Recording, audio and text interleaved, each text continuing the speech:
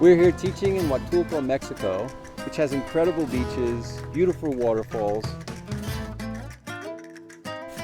and it's a great place to come to experience the beautiful aspects of the Mexican culture, including food, clothing, and so much more. In this video, we're going to talk about deep breathing, as it's one of the most powerful tools you can use for health, but unless trained specifically in it, I've almost never seen anyone who does it properly, including most professional athletes.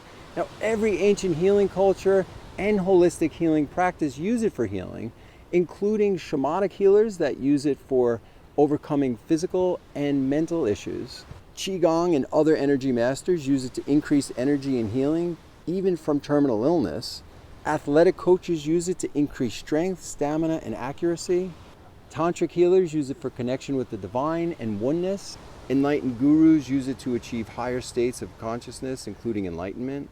The US military uses it with their special forces to remain calm, even in the most high anxiety situations. The Defense Department uses it to help to overcome PTSD, as well as anxiety and depression with combat veterans. The Wim Hof method uses it to obtain superpowers from pain and cold. You can even use it to increase fat burning, higher brain function and creativity, and the list goes on. But if you do it in the way that 90% of people do, you're setting yourself up for a host of physical and mental problems. Now, oxygen is a primary source of fuel, and you can't go for minutes without it. And at least 20% of the oxygen that you intake goes to your brain. So shallow breathers immediately set themselves up for headache, stress, and other brain problems.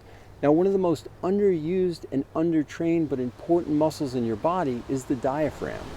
And this is one that can save you from a host of problems.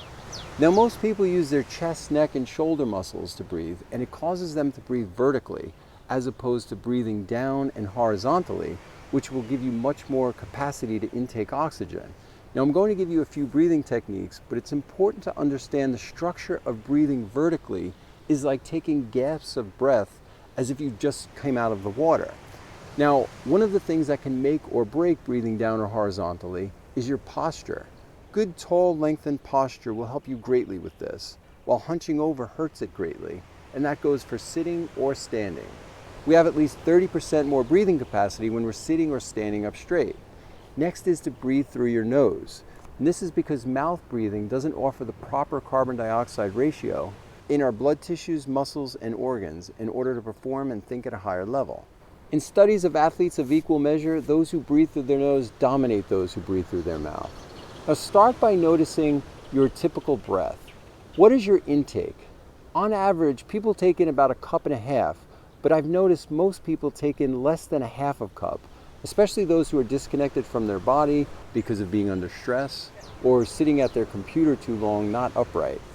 And the exhale is just as bad. Now, you can test your exhale by breathing at your normal rate, and after you're finished with your typical exhale, push out as much air as you can and you'll see what's left. So it's important to know that breathing is a form of detox in the exhale.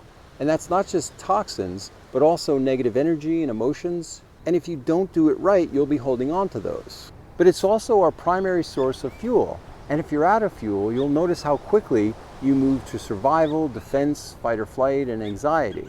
Now, we breathe unconsciously, and we've taught ourselves to do it wrong.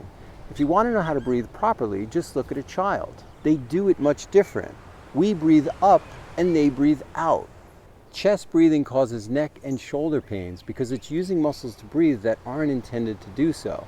The most effective and efficient breathing happens from your chest down.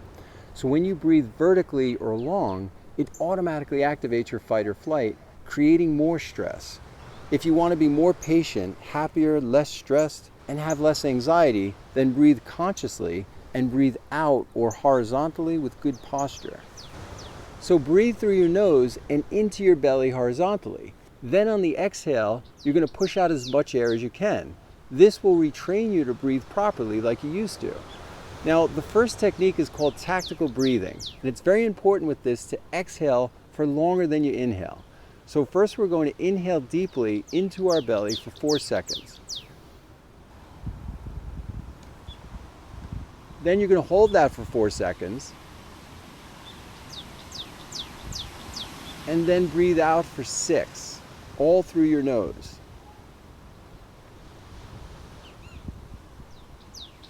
then hold that for 2. Now this is 1 cycle. So if you do 10 cycles of this twice a day, you'll notice a big difference in your physical body and your emotional body. Now, most health conscious people are very concerned with what they're putting in their body as far as food and drink, but they're not really concerned with how they're breathing and the quality of the air they're breathing. And you can see my video series on how to cleanse and detox the air from so many things in every household, such as candles, cleaning products, chlorinated water, carpeting, pets, and more. Now, deep breathing is the fastest way out of your fight or flight and to activate your parasympathetic nervous system, allowing you to relax. And you can check out theartofunity.com for guided meditations and Qigong videos that all focus on your breath. And in the next video, I'm going to talk more about structure and give you a few techniques that I teach in all of my classes that allow people to meditate even though they thought they never could because they have too much stress or excessive thoughts in their head. I also have a video comparing the popular Wim Hof method with shamanic breathing. So for more videos on health and wellness related to mind, body, and spirit, don't forget to subscribe and hit the notification bell, and they'll let you know when I make more videos like this. And don't forget to check out part 2. I hope this has been helpful for you. Good luck.